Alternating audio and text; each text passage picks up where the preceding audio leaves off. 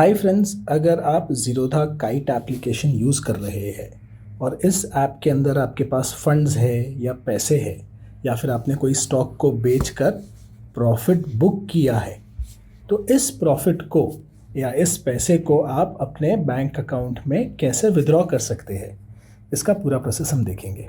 आगे बढ़ने से पहले एक सवाल जिसका आप हमेशा मुझसे जवाब पूछते हो वो ये है कि क्या ये फंड्स विड्रॉल के कोई चार्जेस है। दोस्तों, मैं आपको बताना चाहता हूँ कि फ़ंड विड्रॉल के कोई भी चार्जेस नहीं है ज़ीरोधा काइट में। पहले तो आप ये जो काइट का ऐप है इसे इंस्टॉल कर लीजिए और उसे लॉगिन कर लीजिए। अगर आपके पास ज़ीरोधा का अकाउंट नहीं है तो आप मेरा लिंक यूज़ करके जो है ज़ीरोधा का अकाउंट खोल सकते हैं।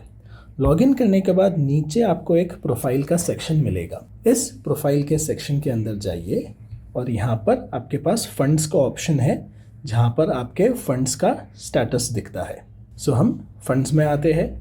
फंड्स में आपका कैश प्लस कोलैटरल यहाँ दिखता है। उसमें जो अमाउंट आप विड्रॉ कर सकते हो वो आप अवेलेबल कैश में देख सकते हैं और इस अमाउंट को जो है आप विड्रॉ कर सकते हैं। आज आप देख सकते हैं कि ओपनिंग बैलेंस मेरे पास 15,000 का था, उसमें से मैंने कुछ 3,600 यूज़ कर लिया है, तो इतना अमाउंट विड्रॉल के लिए अवेलेबल है। विड्रॉ करने के लिए जो बैंक अकाउंट आपने लिंक किया हुआ है ज़ीरोधा में, सिर्फ उसी में अमाउंट आप विड्रॉ कर सकते हैं। अगर आपको एक नया बैंक अकाउंट ऐड करना है या पुराने बैंक अकाउंट को रिमूव करना है तो उसके भी वीडियोस मैंने बनाए हैं, आप कमेंट में पूछिएगा, मैं आपको लिंक दे दूँगा। अमाउंट विड्रॉ करने के लिए इस विड्रॉ के बटन को आप दबा सकते हैं। डोंट वरी, 1 क्लिक में नहीं होगा। यहाँ आने के बाद आपको जो है मेंशन करना है अमाउंट टू विड्रॉ क्या है। अब देखिए, भले ही वो मुझे 15,000 दिखा रहा है लेकिन वहाँ मैंने पीछे देखा था कि 11,000 के आसपास ही अवेलेबल है, तो मैं उसके आसपास ही विड्रॉ करूँगा। अब आपको एक अच्छी सी टिप मैं और देता हूँ कि पूरे फाइनेंशियल ईयर में आप बहुत सारे विड्रॉल्स करने वाले हैं। ये विड्रॉल्स जो है आखिर में आपके बैंक स्टेटमेंट में एंट्रीज की तरह दिखेंगे। तो जो पैसे आपने ज़ीरोधा में डाले हैं और निकाले हैं उसका आपको अपने बैंक में हिसाब रखना होगा। इस हिसाब को ईजी बनाने के लिए जब भी मैं ज़ीरोधा में कोई अमाउंट डालता हूँ, मतलब कि ऐड करता हूँ या विड्रॉ करता हूँ, मैं उस अमाउंट का जो आंकड़ा है उसे 4 से एंड करता हूँ। ये मेरा खुद का टेक्निक है। तो यहाँ पर मैं लिख दूँगा 10404। समझो ये अमाउंट मैं निकाल रहा हूँ, तो इस अमाउंट को मैंने 4 से एंड किया है कि मेरे बैंक स्टेटमेंट में जब भी मैं अमाउंट्स देखूँ, अगर वो अमाउंट 4 के आसपास एंड हुआ है तो वो अमाउंट मुझे पता है ज़ीरोधा में या तो गया था या ज़ीरोधा से आया था।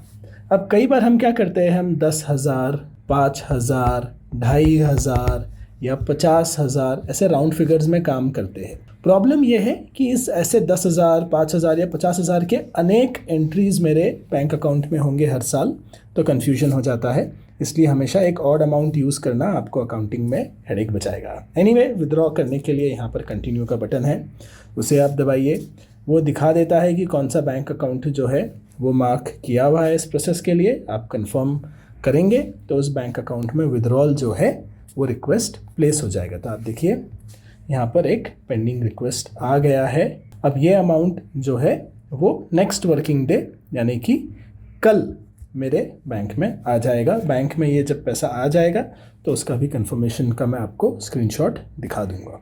आपको आपके अगर पुराने विड्रॉल्स देखने हैं तो यहाँ पर ही एक रीसेंट विड्रॉल्स का भी ऑप्शन है। मुझे पता नहीं मैंने रीसेंट विड्रॉल्स क्या किए थे, बट ये देखिए, मैंने आपको बताया था ना 4 के आंकड़े में ही मैं काम करता हूँ। तो कुछ विड्रॉल्स जो होते हैं वो ऑटोमेटिक होते हैं। बाय द वे, ये जो है विड्रॉल्स कई बार जो है ज़ीरोधा खुद अपनी तरफ से भी कर देता है। जब आपके पास क्वार्टरली कोई एक्टिविटी नहीं हो या फंड्स पड़े हो तो वो एक रिक्वायरमेंट होता है। एनीवे, ये है हमारा पेंडिंग रिक्वेस्ट विड्रॉल का। आपको स्क्रीनशॉट स्क्रीन पर दिख जाएगा जब ये अमाउंट मेरे बैंक में आ जाएगा और विड्रॉल प्रोसेस हो जाएगा। फ्रेंड्स, वीडियो अच्छा लगा हो तो प्लीज़ लाइक करना। सी यू, बाय।